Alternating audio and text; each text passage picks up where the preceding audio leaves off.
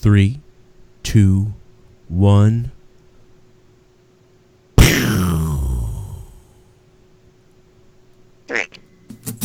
Well, it's time for Out of Nowhere. We're gonna take some calls and talk some news. We're also gonna talk about Roman Reigns and how he's never gonna fucking lose. JD, Jake DeMarco, and Joe Cronin, Connor, gonna blow your fucking minds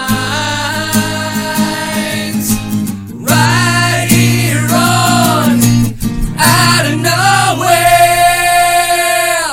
Welcome to the show, You greasy ass motherfuckers! And there is so much to talk about tonight. Thanks to JB for the classic intro from Out of Nowhere episodes 20 through 45 or whatever it was.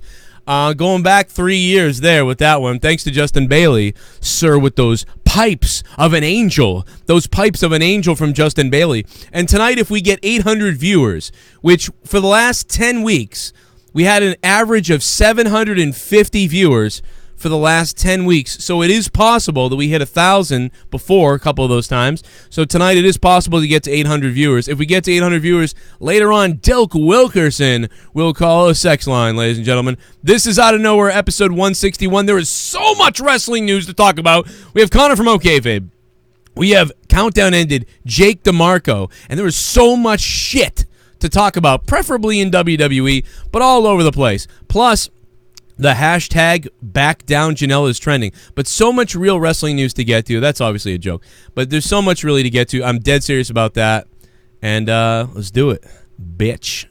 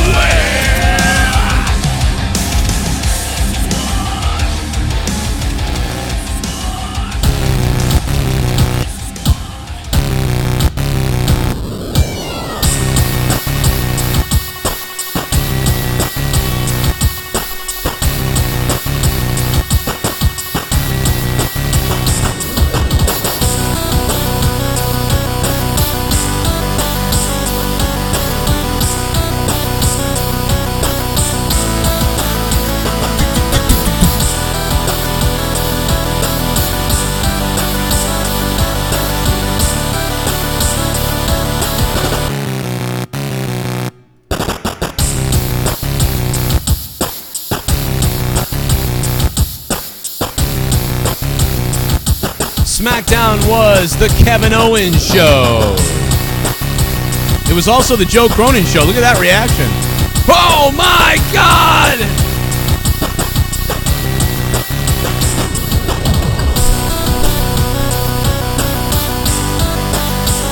About to come down the aisle.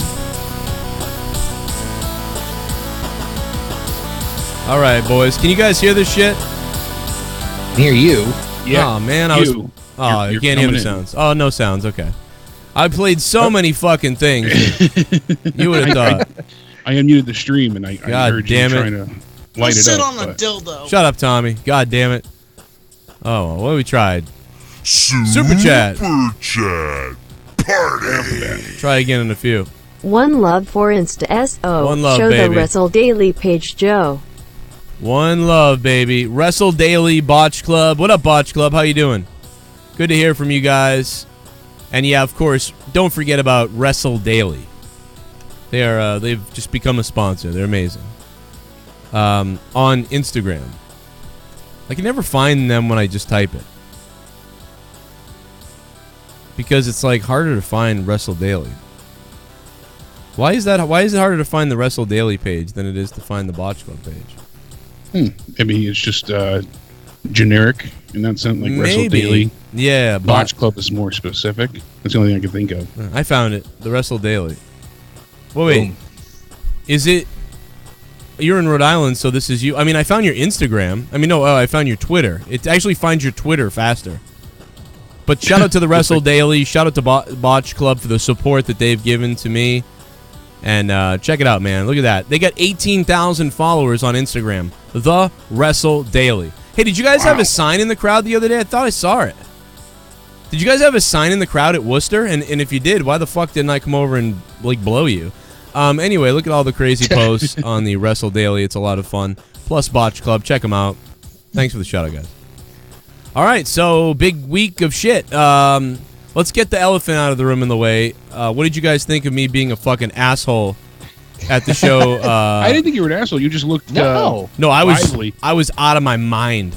Well, you said you were like you had a on the good review, time. you were yelling a bunch of stuff. Yeah, I didn't hear you come across the headset at all, the Yeah. mic, but There's a couple times where I can hear me a little bit and I know what I said, so I could like tell you what I said, and it's funny.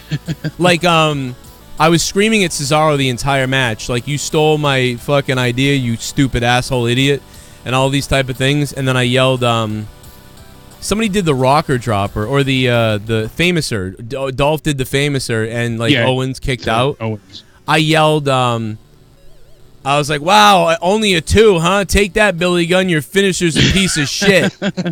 And the fucking, if you watch the famouser and then you see the crowd, you'll see me going, blah, blah, blah, blah, like that. I'm yelling, take that, Billy Gunn. Your finisher only got a 2. Your finisher's a piece of shit. And... or something like that, and the guy in front of me just starts losing his mind. Funny, he's funny. But the guy in front of me was a comedian. Like, he was like, "Oh, I'm like an amateur comedian. I do some comedy here. Like, that's why I'm here, whatever, something like that."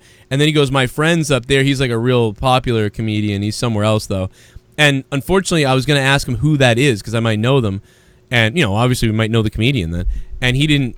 I never asked him that. But anyway, he was there. So hopefully he looks me up and finds me because he was like, "Oh yeah, I got to hook up with you. I got to see these videos." Because he was laughing at me. Some people were like, "Man, must suck to sit next to that guy." But yeah, You I just was looked like the most excited casual because you were, dude. like the new day was going off. And I was you were, firing everybody Don't you up. dare be! I could see that. I was firing everybody up, dude. I was turning around like, "Get up, get the fuck up." I was like, "You paid for this shit." Like I wasn't really like dude. All right, so like, and somebody was like, don't tell everybody you were hammered driving. I'm like, no, because I had 2 beers at 6 and 6:40. I drank a beer at 6, a beer at 6:40, then I drank a shot, and then I had one more beer as I went into the show. So I drank like three or 4 beers in the course of 4 hours and had 1 shot at 6. So, you know what I mean? By, like, fucking when I started driving home at, like, 10:30, it was like I wasn't even close to drunk at all.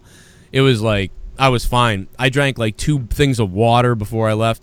Like, I was fine. I was all right. So, yeah, it was like 3. I think it was 3 beers. It was 3 beers and 1 shot. So, like, Let's say you have a pretty high tolerance anyway, right? yeah, I mean, I got a pretty decent tolerance. Yeah, like 5 beers, like, whatever. But it's like also I didn't eat much, so, like, that. But then I ate. I bought food, but I didn't eat it until about 10 o'clock. So, anyway, so I was really fucking, like, those, again, the 2 beers were before 7. So it was like, whatever. But by, like, probably around 8 o'clock when the show started, I had 1 more beer. And that was enough that, like, I was just ready to go. I was, like, ready to, like, I'm going to like everything. I don't give a fuck. I like the New Day. Just throw some pancakes at me. And I was just partying, man. I was like, I'm going to party at this shit. I'm going to yell shit. I yelled at Paige. because I tweeted her earlier that I'd be her Uber because she was looking for an Uber. So I was like, Paige, I'll be now that goes dark in the arena, right? So it goes dark in the arena, and they're waiting for the commercial break. And while that was going on, Paige was interacting with the fans, like coming right up to us.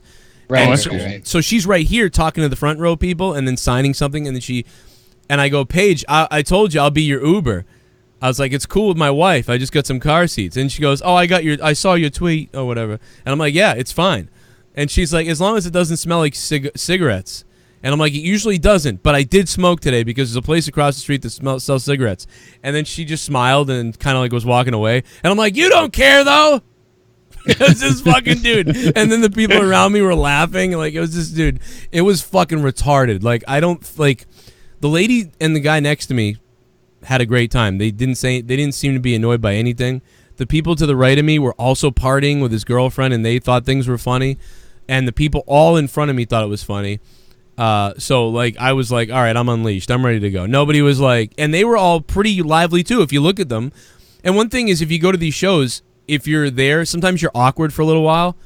But it's like if you can get everybody into it, then everybody like is more like not afraid to be like, I love this guy and that guy. Like sometimes they're more enjoyable and and kind of come out of their show. Yeah, so everybody did. I thought everybody around me was awesome, and there was a kid and a dad over to the left. I said, "Hey, buddy, this is your first show." I was like, keep him there. Like somebody's gonna sign something, and I think Kofi signed something for him, so that was cool too. But it was just great time, man. It was really fun. Like really fun. The show was shit, but it was really fun. Like that's because I had fun. Hey, you got also to run into at the green outside the arena too. Yeah, then I come outside and I'm like, the first thing I see is him, and I go, holy shit, and he goes, holy shit, dude, what's up? And we both like kind of holy shit at each other, and then he was telling me about his show he was doing, and I was like, dude, you got to say something about Evolve the other day. That was crazy. I was to see you there. It was great. But yeah, that was probably my 50th WWE event. And probably one of the funnest times I've ever had because I was inebriated. Yeah, if you don't go ahead and like delve too far into the story, like you just enjoy the moment. It's great, just be entertained.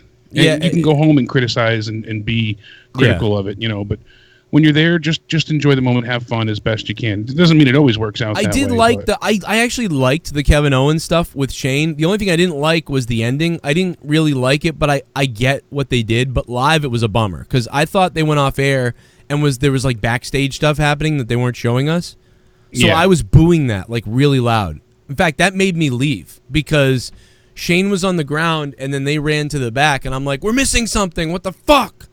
But we didn't. That was the end of the show. That was just how it all went off. And I decided to get to my car to do the review and to get going because I felt sober and everything. So I was like, all right, well, I'm going to get going. I mean, I wish I stayed for 205 Live, especially to see Mike and everybody. Like, it would have been nice to see them. And also, I heard there was a great match that I missed. So... yeah, now they're actually setting up Drake Maverick to take on Mike Kanellis. Right, they're going at it on like Twitter or something. Pretty real. So they're actually going to have a match between each other, and I think that is, going to be pretty interesting to see what they do for each other. Well, I mean, there you go. We got that out of the way. That was my kind of experience. If anybody wants to ask me about anything else, go ahead to. We'll talk about it later. It was just funny to see TSS's video and see how just, of a mad lad you were. Dude, I mean, like, those videos of me, like something happens, and then you look in the foreground at me, and I'm like I'm fucking insane. Like, dude, they must, like, and here's oh my God, I haven't even released the video yet, because I've got all these backstage, all the fucking I got a vlog from the day, and I'm vlogging, and I got, like, 8 people where I'm like, where are you going, DX? Like, and they're like, what? I'm like, are you going? I've got a bunch of those, and then I've got... at the beginning of SmackDown, what they do is they start looking at people in the crowd and checking the cameras and everything. Because Road Dogg used to, like, and other people would text me, like, I see you, behave and be careful. So, like, I know that, they're looking at people in the crowd for signs and what people are doing, so before they start the show, they can, crack that whip pretty quickly. They want to make sure nothing egregious. So the hard cam is right on me, and I'm looking at the hard cam, and so I zoomed into the hard cam with my phone, and I was like pointing at myself, looking at the hard cam, dude. Like, people are just getting in the arena, and obviously they're testing the cameras, probably zooming in around and testing shit. And I'm like doing this like, come on, bring it on, Kevin Dunn, bring it on. And I'm like doing shit like that, dude. And I'm videotaping it too. And I'm like, come on, I dare you. I see you, you bucktooth bastard. I see you. And I'm just, anyway, the video's fucking funny. It's stupid. But was there one part in idiot. time where you were like, pump flexing like Triple H used to do? Yeah, there was. You remember throughout there was a time. There was out of nowhere. I went on Twitter. Like I went like that, and there was one time I went like I was just being a fucking idiot, dude. I looked like a moron. It wasn't televised. It was somebody. I can't find it now, and I've been looking for There's it all photos. day. Well, last night on Twitter, somebody put up a video, and it was during, I want to say, the tag match, maybe, and you could see because they're filming the ring, and they were sitting on the hard cam side, but the way they have their phone up. Like you could slightly see you in the background. It looks like you're just flexing over. Yeah, dude. I was total. I was in like drunk bro guy mode, like full on bro guy mode. It was. I mean, but I wasn't. I was telling people around me. I was like, listen, I'm kind of a nutcase tonight. I'm gonna be a little crazy. I love you all. We'll be all good. We'll be good. Yeah, you want to have fun. I mean, I don't understand why people want to go there and be miserable. And, fuck that. I'm drinking. Yeah, that was half the fun for when I went to Mania. I'm sure it was the same way with you, Joe. Like half the fun was just being around the fucking people. Yeah, I mean, like you've seen me other SmackDown. Remember a couple years ago SmackDown? I'm standing there like, yeah. Well, this is boring. Like it's boring. But so this time I got wrecked, dude. There you go, dude. Listen, guys, if you're out there, I mean, I didn't get wrecked. I really did. It only took a couple beers and a shot. Have a beer and a shot and go into SmackDown. You'll love it. You'll fucking be like, yeah, here we go. Like, you'll be crazy. And then even when you sober up, like I did, you'll still be, like, pumped up and ready to go. So just, have a beer, have a shot, and you'll be fucking ready to go. You'll be all lubed up. Fun. Let me play a donation, see if I can trigger you guys, and we will get to the all the news. There's so much news, so much shit to talk about. Super Chat. Just talk to each other. It might trigger it for you. Natty wasn't a good choice, but Natty, Ember, and the Bukake Warriors being title contenders saved Canada from a Sasha SummerSlam STD. That's true. How do you save her from that, man? What a mess. What a mess. That whole damn thing was a mess. To be honest. I'm looking for the New Day shit. They didn't even take pictures of the fucking New Day thing, did they? I don't even know. Spaz Phoenix, Spaz, you are the man, motherfucker. Spaz Phoenix, thank you so much for the $5. I appreciate that. And Spaz Phoenix, man, are we gonna put the title on Spaz Phoenix tonight? We've been putting the title. We put the title on Nate from VA 201, I think, a couple weeks back. But tonight, are we gonna put the belt on Spaz Phoenix? We might have to do that. I don't know, man. Let's find out. Let me do this. See if we can trigger the sounds for Jake and Connor from OKFabe and Spaz Phoenix getting that $5 top donation on Out of Nowhere, episode 161. A lot of wrestling news to talk about, and we are going to do that as I speak and I unmute the boys. Can you hear it, everything, guys? Not yet. Motherfucker of all hell. It doesn't want to agree. You guys were talking while I was muted you, right? Yeah, whole time. I was rambling. That's the thing, I swear to God, that sets it off every time. Yeah, it usually does. It's what usually triggers it. Fucking probably exploded. Doesn't want to cooperate. Hey, there we go. We heard the air. Oh, really? Oh, look at that. Yeah, it was thundering and lightning today. Hey, if we get to 800 viewers, 800 viewers, Dilk Wilkerson will call the sex line later. So, crazy lightning tonight. Oh, yeah, dude. Shit. That was nuts, dude. It flew right up from New York, you guys, Rhode Island, came right to Massachusetts. It did a curveball, dude. It was down in Louisiana or something and went phew, right up to us in the Northeast. It's fucking crazy. Yeah, and it happened quick, too. And the lightning was just so intense. Yeah, it was hot. Got me hot. Clearly. So hot. With SmackDown, so what did you guys think of SmackDown? Because me being there, and I did watch it later, and I probably would have given this SmackDown like a 3 out of 10 if I'd been at home. Yeah, that was a bit of a problem because we were. I even wanted to, some I wish people I'd gave more it of a chance better to talk with rating. you earlier. Dude, some people gave it a better rating because they said I was making them laugh, and that like Well, that was part of it. That's pretty accurate, honestly, Yeah. to what I thought of it. To be truth be told, they were it's like having this sucks, but- when you know an inside joke, it always makes it that much more entertaining. Yeah. That's exactly what we got out of it. So I think- for me it was funny to keep looking for you. I think part of it was the fact that you're going berserk and we can't hear you, so we're watching you just freak the fuck out on camera. And we're hearing like the commentators, everything. You're like, yeah, but we can't hear. Like, there's no audio whatsoever, which just made it more entertaining. Yeah, it looks like I'm screaming like an idiot, like on mute, like. Yeah, you got hit by the click remote. Dude, I was legit excited too. But what? Oh yeah, and that's what it was. It looked sincere. That's why I was enjoying it. Hey, last time I went to Raw, I just did Drew McIntyre impressions the entire time. Oh, dude, I did one. He walked by and he gave me a nod, like, because I yelled something to him, and then he looked and I go, Joe Cronin wants to see every part of Drew. And dude, the commercial happened right as they came out, I think. So he could just do whatever he wanted. So he looked at me and just went, hey. He looked at me, he looked over at me, and he kind of did one of those and went, hey, like, or something like that. And so then then the rest of the time I go back to Scotland, grab yourself a sheep and put in the sheep, you silly bastard. Like, and I was saying all kinds of shit to him.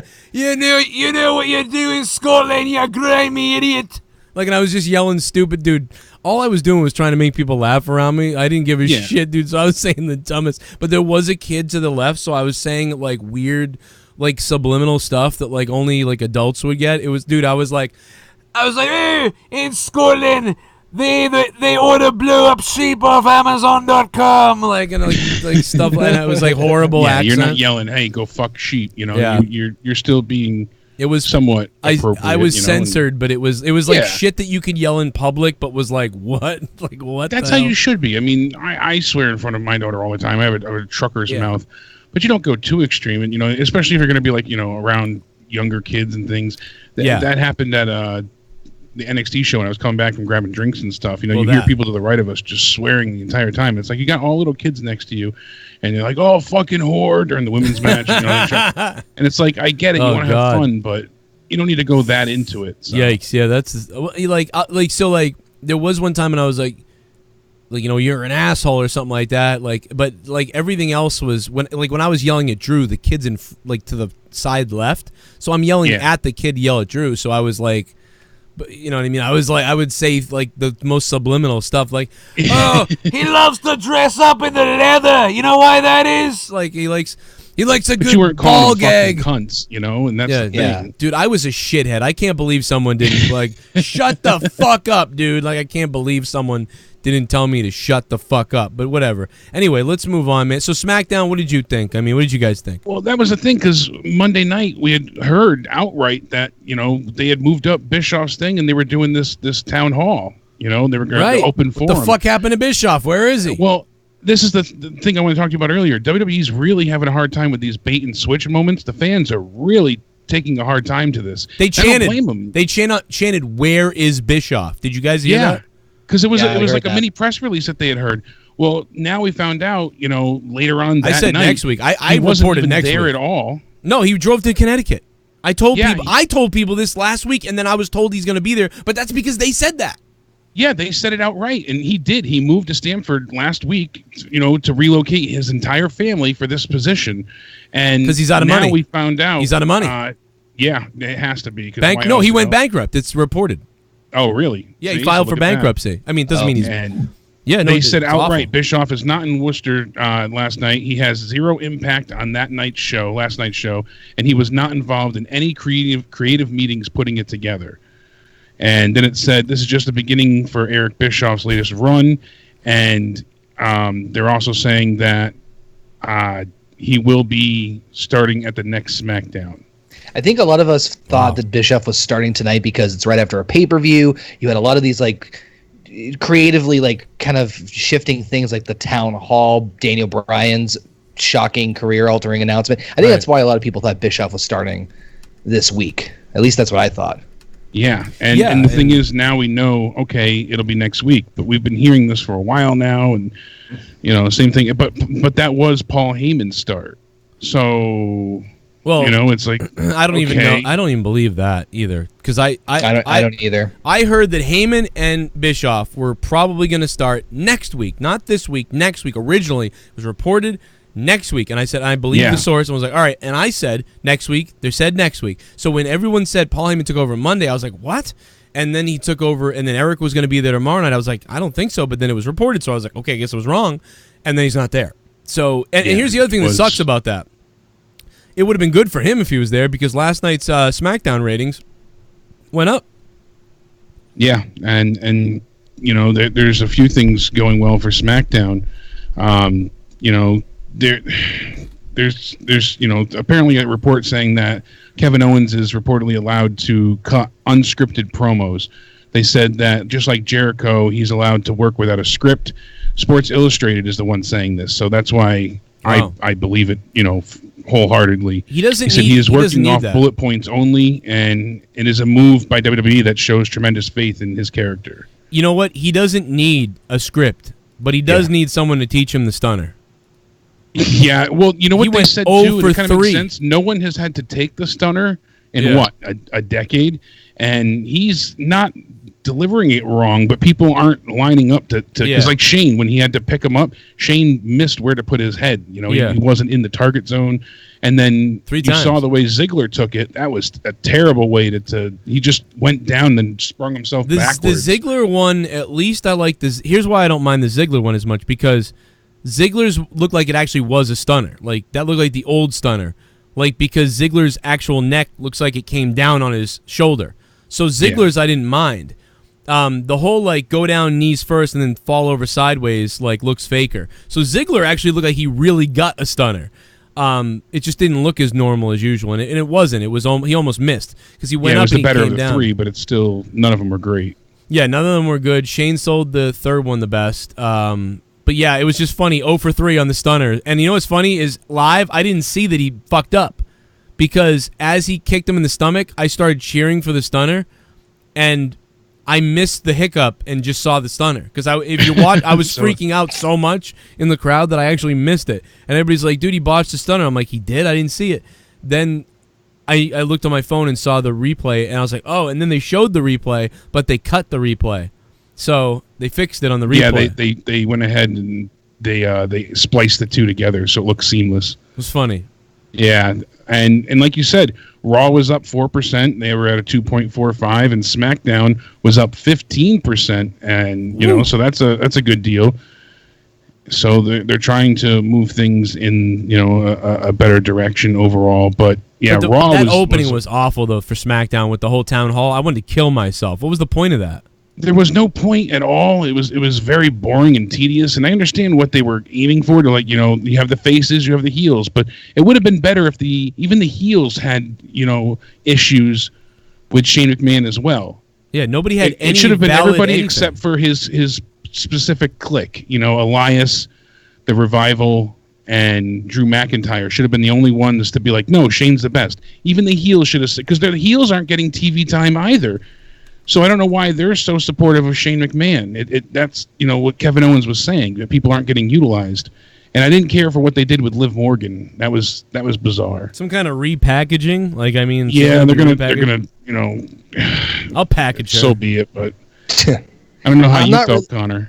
I'm not really, like, getting invested in the whole idea of, like, Bischoff and Heyman right now, because even if they are coming in, I guarantee you it's not going to be, like, a fucking clean slate. Even though I've seen some reports saying that, like, oh, they'll get a, you know, Extreme Rules supposed to be a clean slate. I don't really buy that, because obviously Bischoff is starting next week. I think that once we get either right to or right after SummerSlam is we'll start seeing more of their influence, because even if they come right in, they're going to have to clean a lot of shit up. You know what I mean? There's probably going to be other storylines and other shit that they have to creatively clean up. That's the best way I can fucking describe it. Think about how much they have to run through and change and reorganize and move around. It's not going to have any effect till after SummerSlam. No, and that's why I'm not really, like, clamoring on, like, oh, Bischoff starts this week or Heyman starts this week. I'm like, all right, well, okay, I'll wait till SummerSlam to see everything, you know, in full effect. That's what I'm waiting for as far as that time frame. Because otherwise, we're just gonna. I think that's the whole reason. That's half the reason why they announced that Bischoff and Heyman were coming in the first place. They never said when they were starting. They never said when they were officially, taking up the roles. They did that so it could create a vested interest in the product, so that people can tune and say like, oh, when does Heyman and Bischoff start off? It's smart. It's a little deceptive, but it's very smart for WWE to do that. But that's exactly one of, if not the reason why they did that. Yeah, you're not wrong. And I mean, like we said, though, now there's, still the heavy rumors that they're going to be having an actual draft post SummerSlam. And that would be what they need. If they want to have, as they said, Heyman and Bischoff agree, they want to make each show, unique and have its own theme, its own, they're going to have new stages, everything. They want it to, be different entirely. They want, to differentiate between the two and actually have some form of brand loyalty and rivalry. So I hope it goes that way. If you're going to have a brand split, the wild card needs to go. They need to go ahead and have, dedicated rosters. You need to know who you're seeing up front. And there's quite a few things that would benefit from that alone. So, but I mean, we'll see what happens going forward. And I'm concerned too with the way the Kevin Owens and Shane story is playing out. I'm hoping they give it a bit more oomph, because they said that the SummerSlam match now is rumored to be a cage match and gimmick match. Okay, all right, so be it. They're really pushing Owens to be that stone cold anti-authority babyface, and I'm fine with that. I just, I want him to keep hitting, keep his stride going, but hit new territory, say different things. I don't want him to regurgitate the same lines that he said 2 weeks ago when he first started all this. And I'm having a real hard time. I like Owens. I've always enjoyed Owens. I'm just having a hard time getting invested anything with Shane at this point, because I mean, Shane just got destroyed by The Undertaker, and then Tuesday night he's back. There's no problems. There's no, So I hope they find a way to make it concrete, or at least make there be some consequences or something finite. Make it matter. If Owens, beats Shane, then, he's not wrestling. He's off the show for something that, he loses his reign of terror is over. That kind of idea. They need to find a way to make it feel like it matters, or else what's the point? No, I'm right there with you. I think that, again, that's why I'm waiting to after SummerSlam to kind of really get invested in stuff, because I still think there's so much cleanup stuff they have to do. Raw, I'm sorry, there was only two things I enjoyed about Raw. That was Bray Wyatt's return, technically, and the 24/7 title. Those were the only two things I liked about it. Yeah. Because this wild card rule is going to make me bleed internally. To the just trying to they're not even really mentioning the wild card rule aneyore. They're just saying oh, by the way, these guys are here. Like, fuck. They said interpromotional the other day on Monday, and Heyman brought that up. And I understood when that was kind of a little bit better. It made it feel like, okay, we're allowing some people from SmackDown. It wasn't as egregious as the wild card is, but. Yeah, I wasn't crazy about I love Bray, don't get me wrong. That was the highlight of the night. But I wasn't crazy about the 24/7 sketch. It was okay, but it could have been so much better. Honestly, there have been better moments with it, and I felt like what they did was overly, I don't want to say slapstick, but just not well thought out. It was slow to the punch and very predictable. They could have done so much more with that without even being overly racy or overtly sexual. I made a simple suggestion, they had the referee being unveiled. It was such a slow but obvious reveal. Oh, you're a referee. Oh my God, he's here. Where is he? And he's looking under the mattress, and then finally comes out from under the cart to roll him up. They could have had, oh, we're finally going to consummate the marriage. The lights turn off, and then, she says, oh, I got to freshen up, and then Truth jumps in the bed with him to pin him. They could have done something more to make it not look like he's a total buffoon. Lights turn on, referee. What the 1, 2, 3? Yeah. Exactly. I think that would have been, and that's just a stupid idea that I came up with in 2 seconds. If they had more time to do something like that, because the build up to it was funny. Mr. 24/7. It's just the payoff. I don't think hit the mark that they're going for. Did you see Drake Maverick on Worcester? He's walking around in his underwear with the flyer. That was funny. See, like, that, you know, that was good. I And him mean, wearing the belt was good, you know, being essentially naked, you know, just with his underwear, having the belt cover his crotch.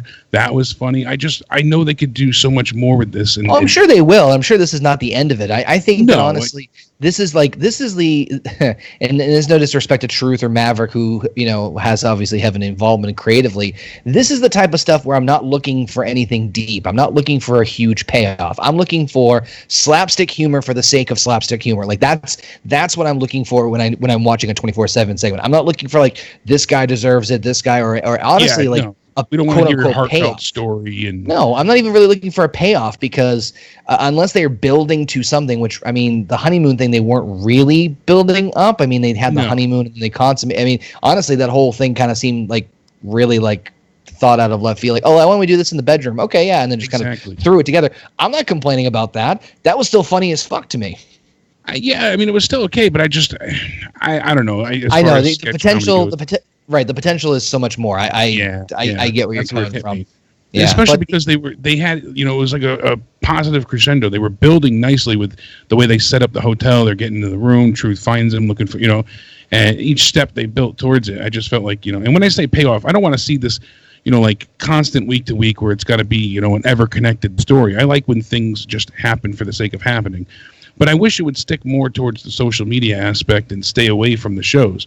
If they're going to do sketches like this, that's fine. That could stay on Raw. But I don't want to see them run around in circles around the ring and backstage just, you know, endlessly. You see 10 of the jobbers running after the person that's the champion. I'm sick of that already. Well, I think they do that just to remind the audience that's there. I mean, I grant it, you know, because I think it's just a little reminder of, oh, by the way, don't forget about the 24/7 title, you know, kind of deal. But I heard a rumor that supposedly, allegedly, they're going to be doing something at Comic-Con tomorrow.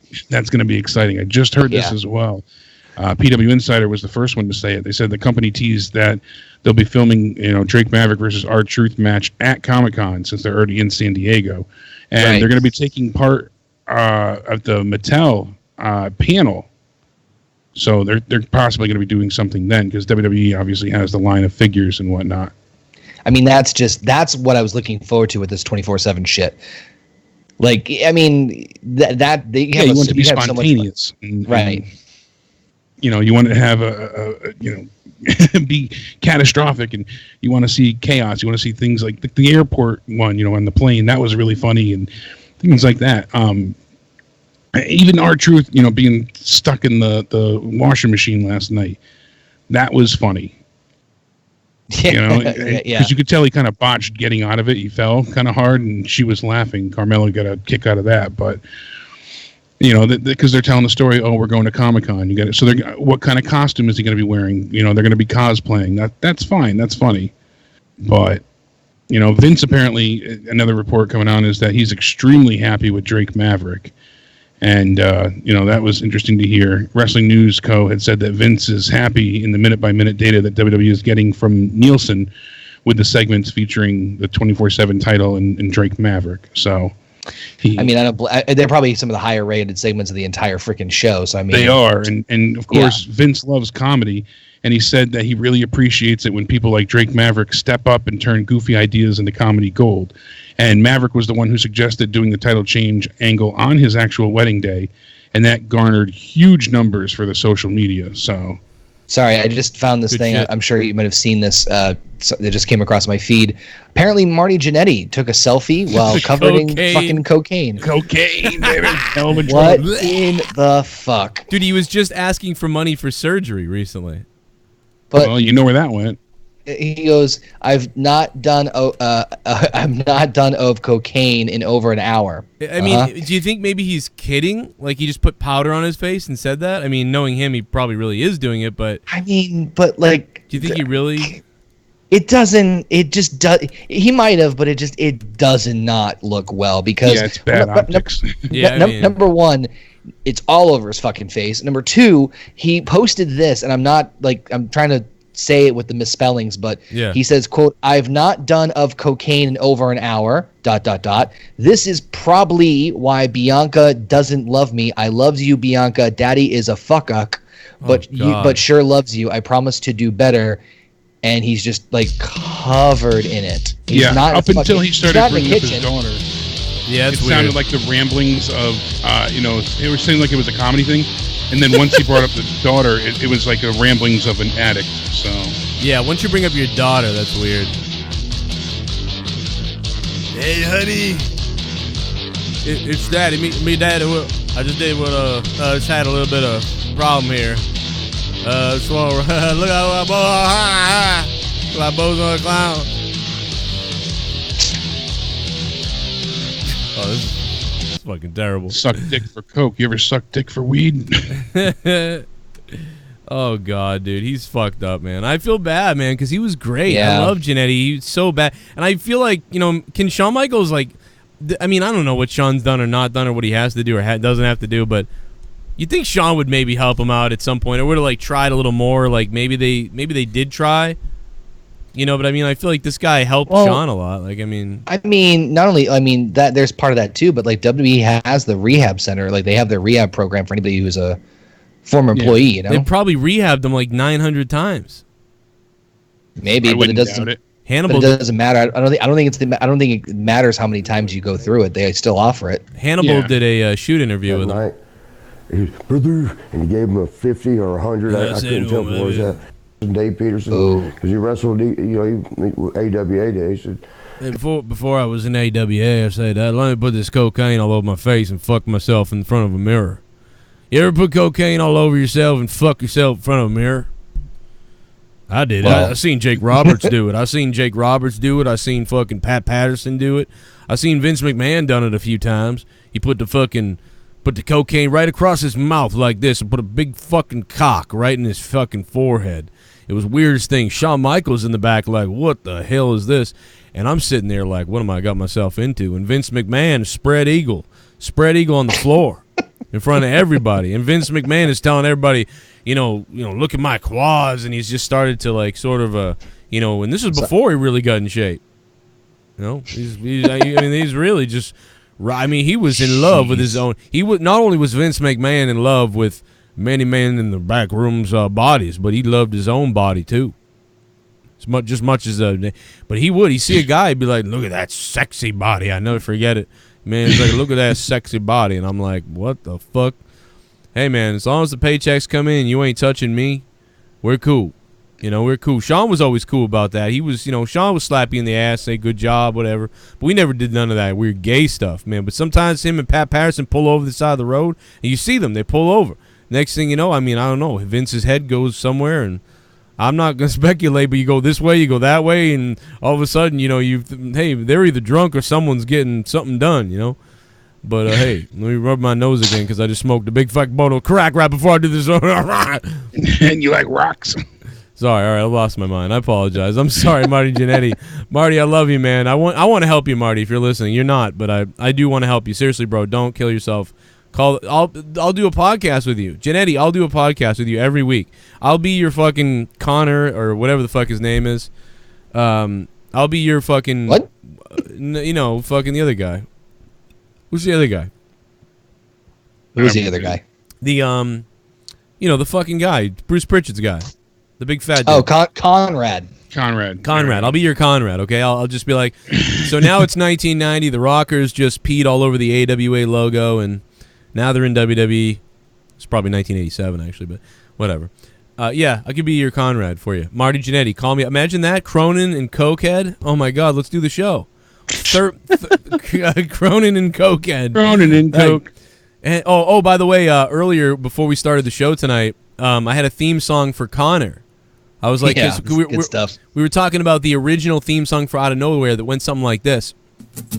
Well, it's time for Out of Nowhere. We're gonna take some calls and talk some news. We're also gonna talk about Roman Reigns and how he's never gonna fucking lose. JD, Shake to Marco, and Joe. So, of course, it was JD from New York originally, and then he died. And then Jake DeMarco took over for him and Connor.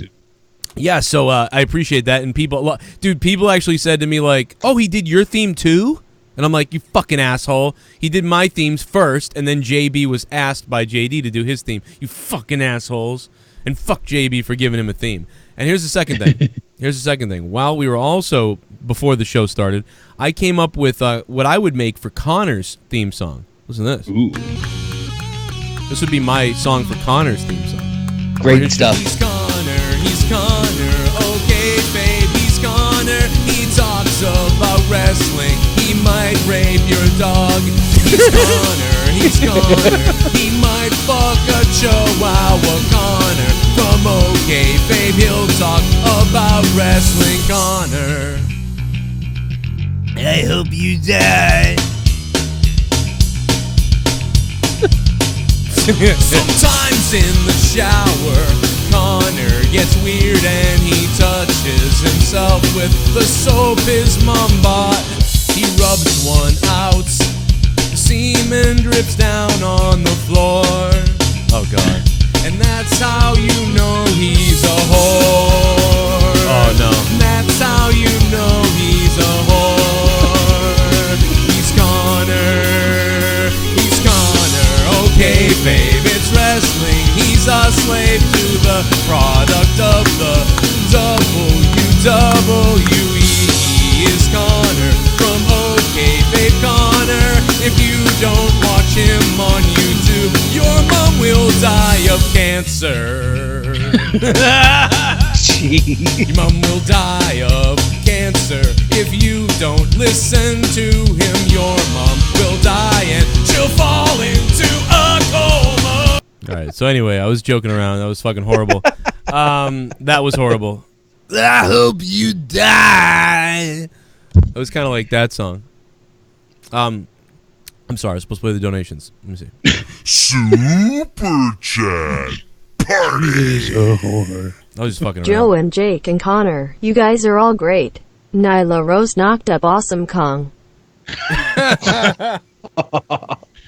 Awesome cum. And Sonny Kiss filmed it, right? Sunny kiss. Suck my sunny kiss. Spaz Phoenix, thank you, man. Half your message got cut off. I don't know why, because you wrote LOL too many times, I guess. That'd be funny, man. I'd love to see Sunny kiss. When you listen, I don't like rape. I'm not like a proponent for rape or anything like that. I don't want to see people get raped and stuff like that. It's horrible. But it would be funny if Sunny Kiss raped Jim Cornette. Like, just imagine that. Imagine with the tennis racket? Get off me, man! Get off me! What the fuck? Get off me! Oh, get off me! Shut up, Jim. Get off me! Oh, fuck! And he's just fucking. I don't know. I had a dream that Sunny Kiss raped Jim Cornette. It's weird. Super chat. Hashtag back down, Deb, a pouting face, cowboy hat face. Back down, Debbie. Mike Litteris, thank you for the $2 donation. I appreciate that, man. Thank you so much, dude. Back down, Janela is actually trending. Hell yeah! No joke. The only hell coming is the viewers we will steal. Yeah, Mundo, smart to end your stream as we go live. Don't mess with the big boys. Don't mess with the worry, big Joe. boys. We will sign at Homebrew and keep him away from other platforms. Love you, Jake. Truly our Undertaker. What? I have no idea what that... What? I'm going to have to read that later because I don't know what the fuck you're talking about. I'm trying to read I don't get what he's saying. Regal announced Gargano versus Cole 2 out of 3 falls for TakeOver. They both get to pick a stipulation for first 2 falls. If it goes 3, Regal will announce the stipulation. This happened after NXT tonight. Alexa's sweet ass. Thank you for the 316.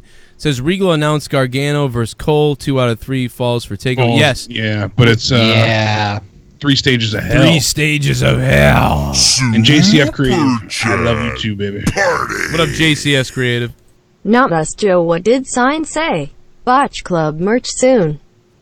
It had like a similar logo to you guys with the 3 letters and like the X or whatever that is. Is that a popular thing that I don't get? I don't know. Anyway, they had like a similar logo. It was weird. Botch Club, thank you, bro, for the $1.99. Appreciate that. Or you know what it is? I bet you they didn't. I bet you I saw your picture with that logo, and it made me think it was they had that sign at the show. That's what it was. Botch Club. I'm an idiot. About right. I'm an idiot, but I got an extra $2 out of you, so fuck it. Botch Club on Instagram, Wrestle Daily on Instagram.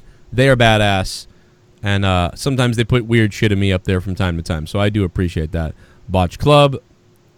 Who's the champ right now? Oh, it's Spaz Phoenix with $5. I think he's still the top guy for right now. So thank you, Spaz Phoenix, at the $5 level. Top donator will take home the championship tonight. Top donator digital championship. Put it around your waist and spank your monkey, and then tell mommy. Hell yeah! Tell mommy about it. Joe, are you going? Oh, where?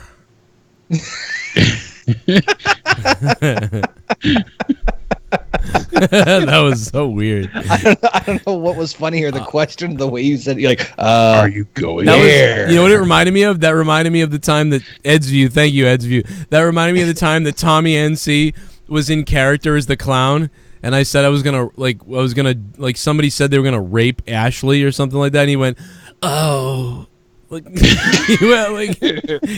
anybody remember that, dude? If anybody has the clip of that or remembers what episode that was from, please tell me, because it's so fucking hilarious. Tommy's like, he doesn't want to break character, but he's so mad at the same time. I'm gonna get you, Joe. Maybe I'll just do something. And he's got the clown mask on, and somebody goes, "Oh yeah, I'm gonna mutilate Ashley's pussy," and then he goes, "Oh." Like he can't keep it together. Oh my god, dude, it is fucking hilarious. I'm sure someone will find it pretty quick. There, the community's pretty good about finding episodes of the specifics about that pretty damn quick. Dude, fucking it's amazing how many historians we have now. You know, I know it's insane. I gotta tell you that WCW said. I got to tell you that this back down Joey Janela thing, and listen, dude, like, people get all butthurt, like, why would you attack? Dude, I'm having some fun. It's a fucking joke. Even the guy thinks it's really blocks me. Whatever, that's fine. That's funny, whatever it is. But if you... Did he block you? Every single one of you, if you have a phone right now, everybody listening right now, all 800 or almost 800 people, 775, we're getting close to a sex line call. If you pull up your phone or your tablet or whatever, a sidebar on your computer, and you type in hashtag back down, it will fill it in for you and tell you Janela.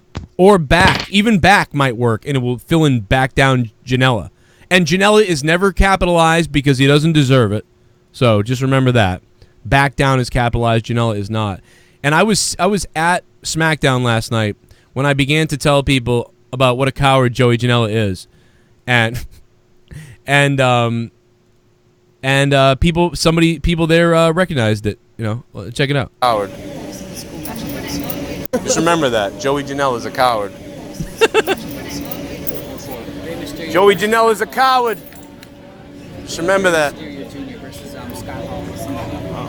I seen that one. Scott Hall. I was in it. Yo, man. Hey, what's up, bro? Oh, thanks, man. Yeah. So this guy knew me. He was probably debating on, should I go bother Joe, who's recording right now? Oh, see, we got a fan right here. Hey, ready? Say, Joey Janela. Joey Janela back sucks. Down Janela. He sucks. You suck, Joey Janela. You hear that, Joey Janela? He sucked. Oh my god, bro. It's funny at times too, because you always tell people like, "Hey, come say hi." And over the weekend, I saw Big J Ogerson do stand up, and he was out, front of the Funny Bone Comedy Club, and he was about to head to his car, and Courtney's like, "Say something. You can get a picture." And I'm like, you feel awkward because you don't want to bother anybody usually. But he even said before, like, "Oh, come up, say hi," stuff like that. And I was like, "So hey, Jay," and he ended up being awesome about it. So it's cool when people are receptive like that. But I'm the same way. Like I get, apprehensions too. Like you don't want to bother people. Yeah, I do the same thing. I can't tell you how many times I've said, "Damn it, I should have said something to them." Yeah. And it's but even like in the smaller the celebrity is, the more they do want you to say something, because it feels cool to talk to somebody. Like, I'm a fucking tiny piece of shit. So for every person that didn't say hi to me, what I notice is that's true because people start talking to me out of the blue. Like they'll just like, I know them and I don't. And the reason is because they do recognize me, but they don't want to do the whole, "Hey, Joe, I'm this guy." They'll just be like, "Hey, the guy over there did this earlier," and I'll be like, "Oh, cool." I'm like, why are people talking to me like? Because I talk to people like that. I will stop everything and just start talking to you randomly just because I'm friendly like that. But why are people were talking to me like that? And after a few minutes of talking, I would realize that they did know me. It clicks. They say something and realize they're listening. And some of them are haters, like people that'll like see the reviews a bunch and they're like, "Fuck that guy," but they recognize the shit out of me. Probably the same way I see Loogie and her fucking big nose and titties, and I'm like, "Ugh, goddamn Loogie." But if I seen her walking around and she was near me, maybe I'd be like, hey, whatever, blah, blah, blah. And then she'd be like, oh, yeah. And I'd be like, yeah, cool. Yeah, what's up? It's funny to see you here. Anyway, see ya. But, like, actually, I'm a hater. But, you know, so there's, like, a lot of people that are actually haters who will talk to you because they'll just be like, oh, he's not bad in real life. I just find him annoying on YouTube. So, I don't know. It's a weird dynamic. But anyway, what do you think next week? Eric Bischoff, what's going to happen? Anything? Well, we know live sex celebration. Yeah, that's what they thought. They thought that last night. People were talking about that last night. Oh, so close to 800, 791. We're getting there. I feel like you're gonna see a lot of undercard shit develop. I think that's what's gonna happen because Bischoff's very good at attention to detail when it comes to like everything having some sort of purpose to it. So I think you'll see a lot more undercard development. Right. At least that's what I'm guessing. Right. That's a good bet. I think we would see, you know, more of those we don't usually see much of. Yeah, I think that's a safe bet. Yes, a safe, smart bet. Yeah, I'm not really sure what else we'll get out of him right away. Fucking Hulk Hogan shows up on SmackDown. Did you? Oh my God! I hung out with that guy for like 8 minutes. He was hilarious. He was standing there and he really didn't do the voice well. So I stood behind him at one point and I said, just like flex your muscles and stuff. So he did. And then the people were standing in front taking pictures with him. So while he was doing that, I was standing behind him like this, and I was like, well, you know something, dude? I'll take your wife from you, brother. I will take your wife, dude, and I'll go back to Venice Beach.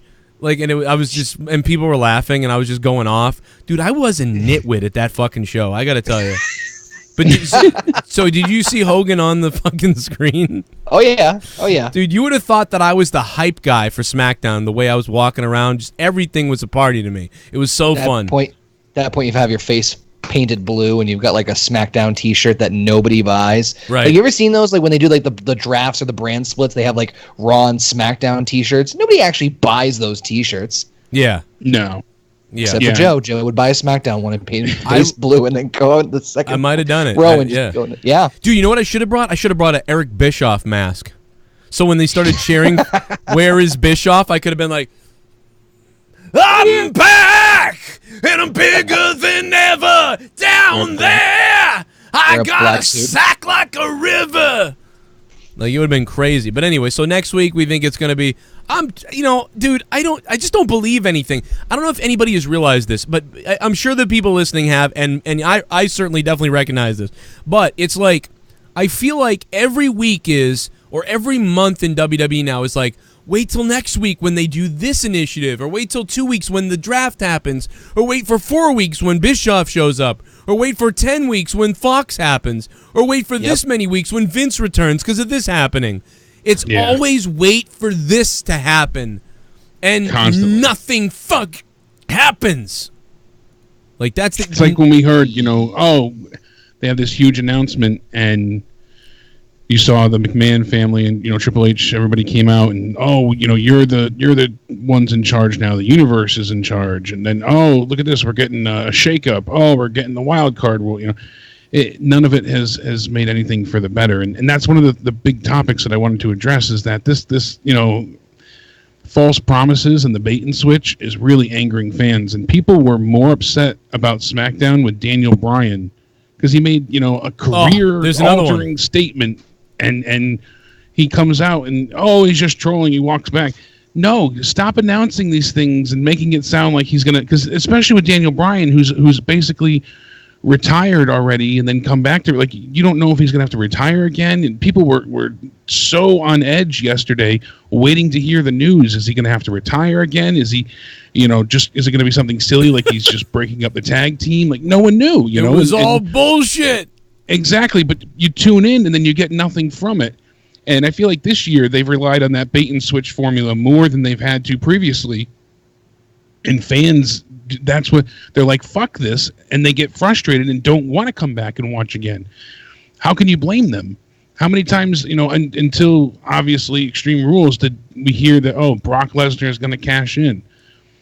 People were so upset the night after Mania because of the, title versus title unification match. We're going to see that happen, and it turns into a tag team match against the Bar. Time and time and time again, they've told us, this title will be defended. It doesn't happen. This person will show up. It doesn't happen. And they do it, I know, to generate ratings, but that I feel is the worst tactic possible because they're losing fans in the process. Trying to create buzz is one thing, but doing it under false pretenses is only hurting the product more than they can recover from. No, absolutely, dude. It would have been infuriating. Face. If I wasn't drunk, I would have been infuriated. We'll see what happens. Well, that's what made me truly despise SmackDown so much because 800. Yeah, we finally made it. They're gonna have to make an exclusive. Oh my God! Later tonight, Dilk Wilkerson will call the sex adult line. Boom. Holy shit! Right here on Out of Nowhere, unbelievable to end the show later. Wow. Big news, guys. Good job, everybody. Huge news. Good Dilk, job. You know, I was talking to him earlier, and he was hoping that he would be able to get back on the show. He said he was trying to clean up his act, and then he told me to go fuck my mouth. So I don't quite understand, but we'll see what happens. With the Raw reunion as well, you know, I'm very apprehensive about this because SmackDown has their 20th anniversary coming up, and they also have...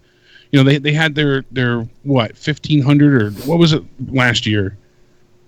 I don't remember the numbered episode that was the SmackDown was like 2,000 or something, right? Yeah, something like that. So that was their celebratory episode. Oh no, SmackDown was 1,000. 1,000. Yeah, and it was Raw 2,000. Yeah, okay. Yeah. Raw was 25th. That was it. 25th. That's right. Year, 25th anniversary Raw. Yeah. Okay. Too much to keep up with numbers. So now their 20th anniversary is coming, and they're going to Fox. So originally the plan was to have a huge reunion type show on Fox. And we had said this, what, months ago, almost a year ago, you know, that they were going to do a big shebang when they showed up.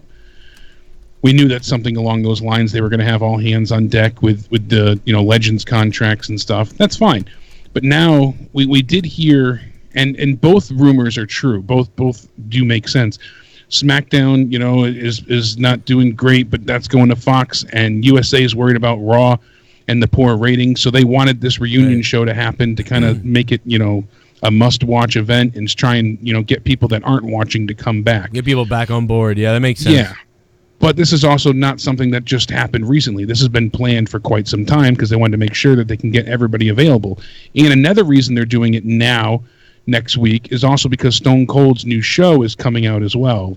I forget the name of it. It's like Be Stone Cold or Being Stone, something along those lines. Yeah. So it's all encompassing. You know, it was specifically planned to happen at this point in time. We mentioned the names that'll be there. Eric Bischoff is also going to be there now as well. But there's one key name that is not going to show up from what we've heard. Can I guess? And that's the... Oh, you ruined it. What do you think? The Rock. The Rock, yeah. If he I think you would have gotten it anyways, but... I would have. I knew it. Yeah, the Rock is tentatively not going to show up, even though he showed up at the Performance Center recently. People thought, oh, it's in Florida, he'll be there, but he's so damn busy with everything, we're likely not going to see him for the show. But I think they said that also is kind of intentional because they want to save him for the SmackDown show on Fox for the unveiling for the new, you know, new channel. And that makes sense. And then plus they won't need, I feel, as many stars if they have The Rock because that's such a big get for them.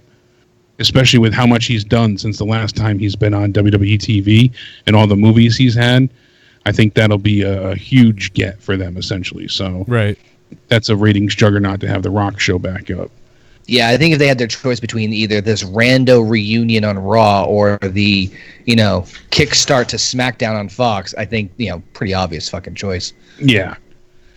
And so, I mean, we'll see what happens. But, you know, from what I've heard, Meltzer said that The Rock will not be on the Raw reunion special. That kind of seems, you know, what's going to happen. He's doing the promotion for Hobbs and Shaw, and but they are doing everything they can to get him on Fox, so they're hoping for that. All right, that makes sense. And there's enough stars, you know, to be excited for Monday. But if Heyman's first night is supposed to be Monday, so okay, now we're pushing it back another week. And the problem with Monday is if they're doing this reunion all night, I don't want to see like Raw 25 where they have the, you know, the legends and nostalgia come in and just wipe the floor of the new talent. I wish they could do it where they, you know, they elevate the new talent. Do we want to see the Revival get destroyed again by DX, you know, and the NWO?